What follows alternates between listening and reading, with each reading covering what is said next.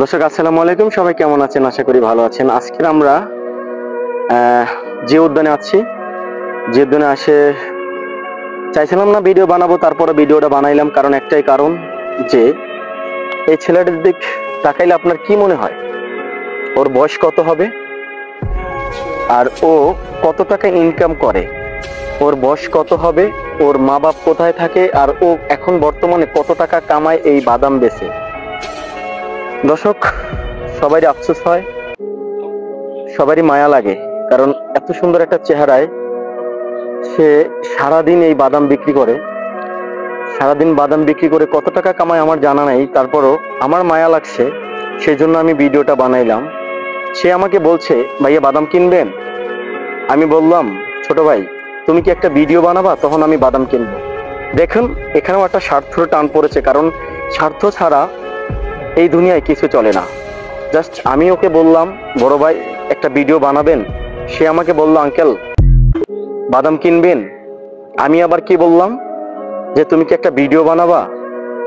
সে আমাকে কেনার কথা বলল, আর আমি ভিডিও নিয়ে বসে পড়লাম তার সাথে, এবং ভিডিও করতেছিলাম এবং করতেছি। দর্শক, আপনাদের একটা কথাই বলবো, যে দুনিয়াটা স্বার্থ, স্বার্থ ছাড়া কোনো ভালোবাসা নাই। আচ্ছা ভাইয়া, তুমি সারাদিন বাদাম বিক্রি করো? সারাদিন বাদাম বিক্রি করো?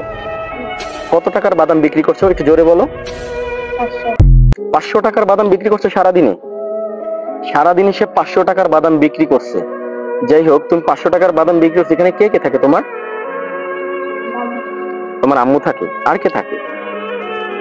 আর কেউ থাকে না? তোমার আম্মু আর তুমি। তোমার আব্বু কি করে? আব্বা চলে গেছে? কোথায় চলে গেছে বলো? মানে তোমাদের ছেড়ে চলে গেছে? দর্শক, তাদের আব্বা নাকি তাদের ছেড়ে চলে গেছে, শুধু ও আর ওর আম্মু আছে। ওরা তোমরা ভাই বোন কয়জন? 2 জন। ওরা ভাই বোন 2 জন। যাই হোক, ওদের জন্য দোয়া করবেন। ওরা বাদাম বিক্রি করে খাচ্ছে এই যে উদ্যানে, আপনারা দেখতে পাচ্ছেন আমরা যে উদ্যানে আছি, এখানে ওরা বাদাম বিক্রি করে সারাদিন, হয়তো সারাদিন বিক্রি করছে 500 টাকা। জাস্ট কত টাকা লাভ হবে জানি না, আমরা অতটুকু ঘাটতে চাচ্ছি না। 500 টাকা বিক্রি করে সে হয়তো 200 টাকা কি 150 টাকা থাকবে, হয়তো সে আরো সন্ধ্যা পর্যন্ত বিক্রি করবে। সবাই ওর জন্য দোয়া করবেন, ও যেন বাদাম বিক্রি করতে পারে বেশি বেশি করে। আর ওর কাছ থেকে সবাই বাদাম কিনবেন। যে উদ্যানে আসলে ওকে একটু খুঁজে নেবেন, ওর কাছ থেকে বাদাম কিনবেন। এবং ওকে দেখে খুব ছোট মনে হয়, কিন্তু সে বাদাম বিক্রি করে।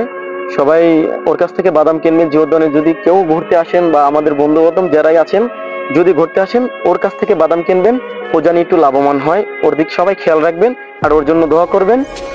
দর্শক, আজকের ভিডিও এ পর্যন্তই। আগামী ভিডিও নিয়ে হাজির থাকবো। আসসালামু আলাইকুম, ভালো থাকবেন সবাই।